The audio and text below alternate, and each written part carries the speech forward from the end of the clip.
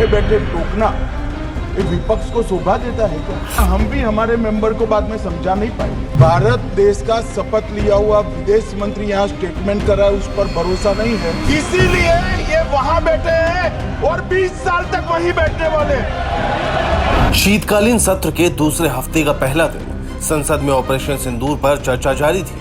विदेश मंत्री एस जयशंकर जवाब दे रहे थे, सीज फायर पर सरकार का रुख साफ कर रहे थे। साथ ही कोशिश थी डोनाल्ड ट्रंप के सीज फायर करवाने वाले दावे पर विपक्ष के सवालों को शांत करने की। लेकिन इसी बीच विपक्ष ने हंगामा शुरू कर दिया, जिसके बाद अमित शाह भड़क गए और रौद्र रूप में कांग्रेस को बताया कि वो अगले 20 साल तक विपक्ष में क्यों बैठने वाली है। मेरी एक बात की आपत्ति है, भारत देश का शपथ लिया हुआ विदेश मंत्री यहाँ स्टेटमेंट कर रहा है, उस पर भरोसा नहीं है, उनको किसी और देश पर भरोसा है। मैं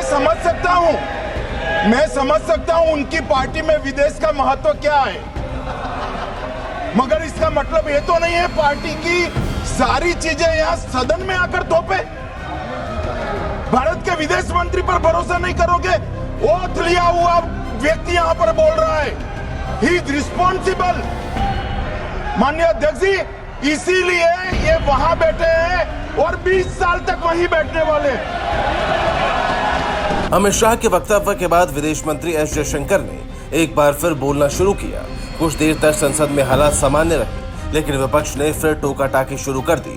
अमित शाह खड़े हुए, लेकिन इस बार वो थोड़े नरम थे। बेहद सधे अंदाज में अपनी संख्या बल की दबंगई दिखाई और कांग्रेस को चेतावनी दे डाली। उनके स्पीकर जब बोल रहे थे, हम पूरे धैर्य से सुने। मैं बताऊंगा कितनी असत्य बातें बोली गई कल, परंतु फिर भी असत्य को भी हम हलाहल समझकर पी गए।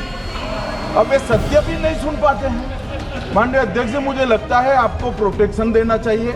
बैठे बैठे टोका टोकी करना सबको आता है, ऐसा नहीं हमें नहीं आता, मगर इतने गंभीर विषय पर चर्चा जब हो रही है तो सरकार के प्रमुख विभाग के मंत्री को बोलते हुए बैठे बैठे टोकना ये विपक्ष को शोभा देता है क्या?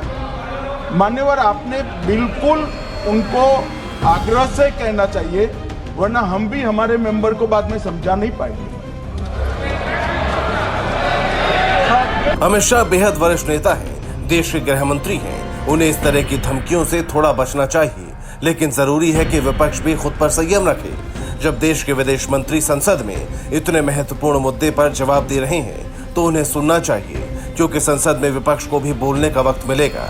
ऐसे में जब उनकी बारी आए तो अपने सभी सवालों और संशय को उठाएं। यही संसद की गरिमा है, मर्यादा है। Bureau report, P24 news.